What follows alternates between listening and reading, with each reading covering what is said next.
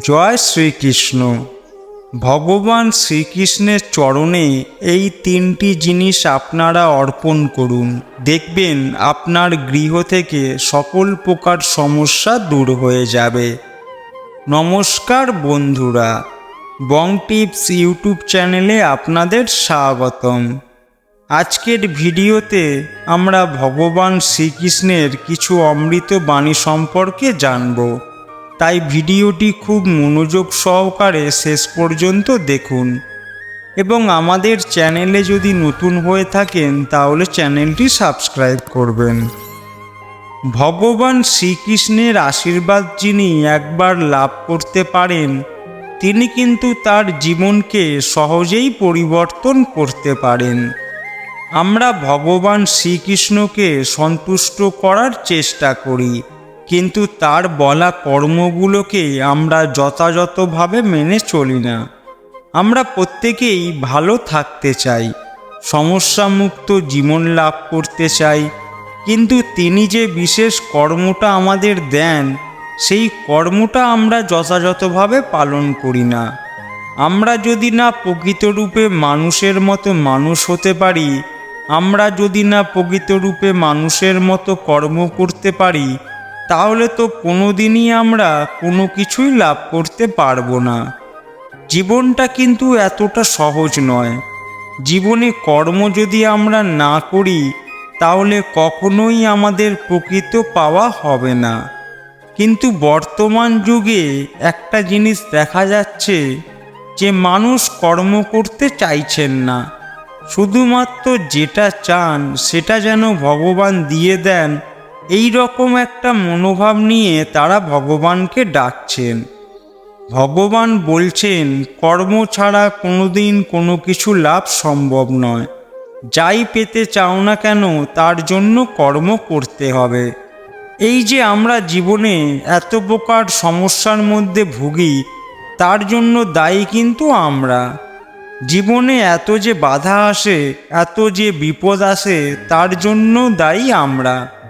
আমরা আমাদের ভুল কর্মের জন্য কিন্তু সমস্ত প্রকার সমস্যায় পড়তে থাকি এবং এর জন্য আমাদের জীবন কিন্তু বিভিন্নভাবে বিপর্যস্ত হয়।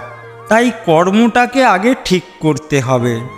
এই কর্মকে ঠিক করব কিভাবে? কোনটা ভালো কর্ম, কোনটা কুকর্ম আমরা বুঝবো কিভাবে?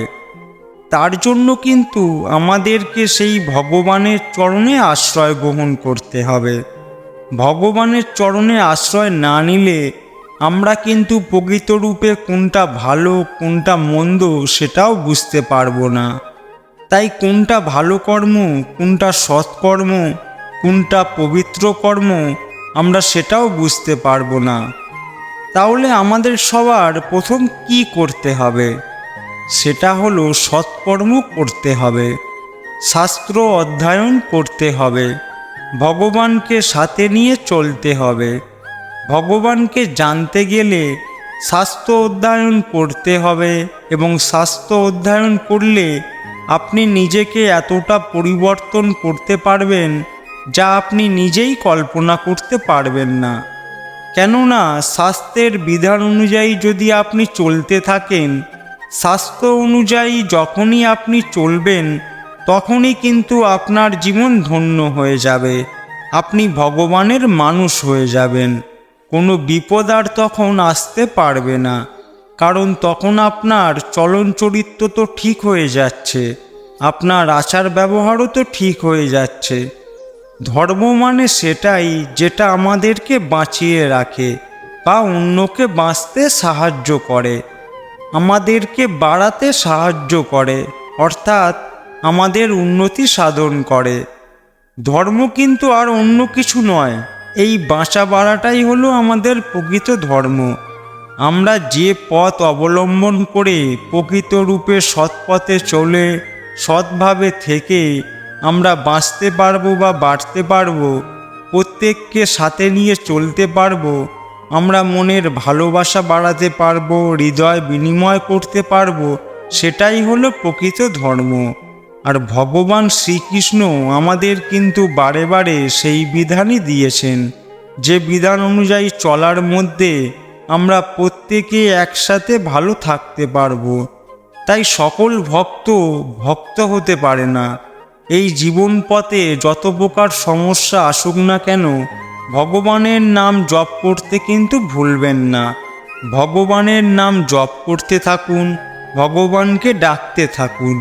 দেখবেন সমস্ত সমস্যা আপনার কেটে যাবে, সমস্ত দিক থেকে আপনি মুক্তি লাভ করবেন, স্বয়ং ভগবান আপনার সাথে থাকবেন।